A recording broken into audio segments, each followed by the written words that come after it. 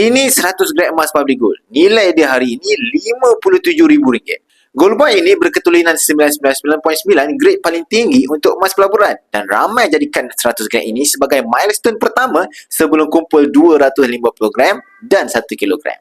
Ada dua cara dapat 100 gram ni. Pertama, beli terus. Kalau anda dah ada bajet dalam bentuk cash, boleh daftar percuma, beli online siap. Terus set appointment, datang cawangan Public Gold dan ambil emas. Kedua, boleh kumpul gram sikit-sikit melalui akaun emas gap di Public Gold. Boleh simpan RM100, RM300 atau 1 gram sebulan pun boleh. Bila cukup 100 gram, kita boleh set appointment untuk keluarkan emas ni, dan emas ni akan jadi milik anda.